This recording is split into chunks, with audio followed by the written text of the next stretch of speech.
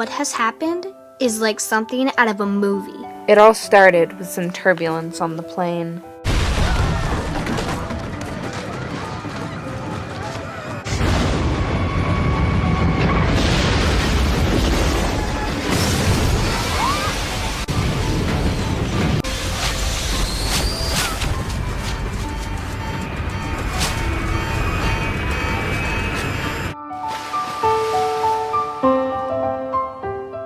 A small yellow raft was floating in the water, carrying 5 survivors to a small island, later to be called Kailo.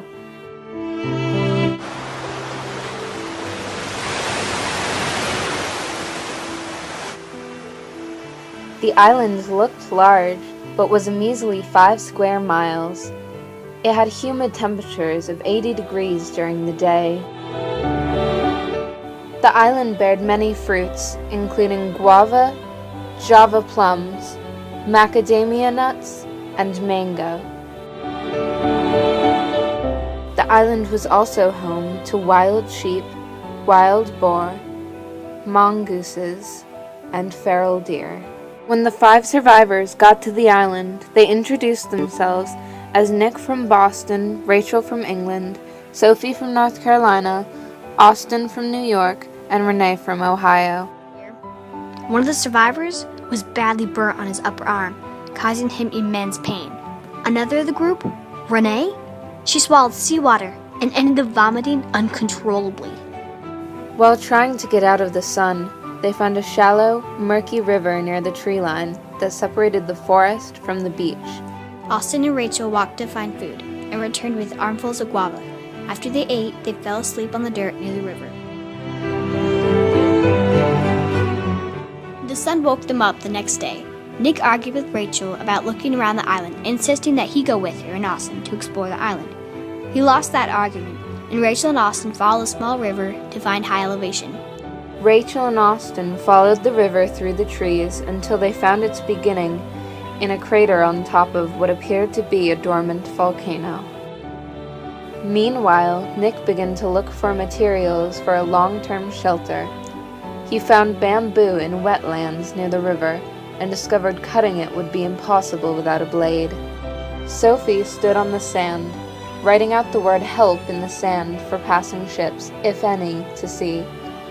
On the way back to the tree line, debris in the sand caught her attention.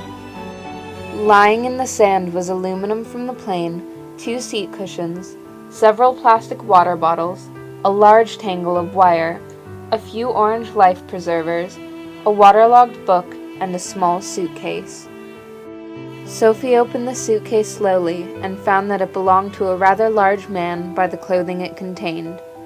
It had a few changes of clothes, 2 belts, a bag of Skittles, a dark chocolate bar, a bag of toiletries, a Swiss Army knife, a travel-sized sewing kit, 2 pens, a pencil, and several maps of the New Zealand coast. She excitedly packed the damp journal and water bottles into the suitcase, grabbed the tangle of wire and the case, and walked back to the settlement near the river. Renee sat near the river, drawing in the sand with a stick, and recuperating from her seawater sickness. She decided that in order to have some order, there needed to be some rules on the island. Renee began to write down her thoughts in the dirt. These notes were later written into the journal that Sophie found and are considered the laws of the land. The group decided that if any of the rules should be broken, the person to do so would be subject to shunning by all of the other members of the group. Before the sun went down, Austin and Rachel hiked up to the top of the crater with the waterfall and got a view of the island.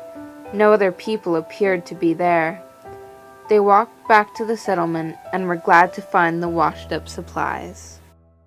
Over the next few days, the 5 teenagers were able to figure out how to use the tides to catch fish in the river, how to boil water using aluminum from the plane, how to use the sewing kit sparingly to repair their clothes, and numerous traits about each person.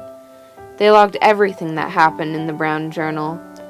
They had food, they had clothing, they had water, they had a shelter, but most of all, they had hope.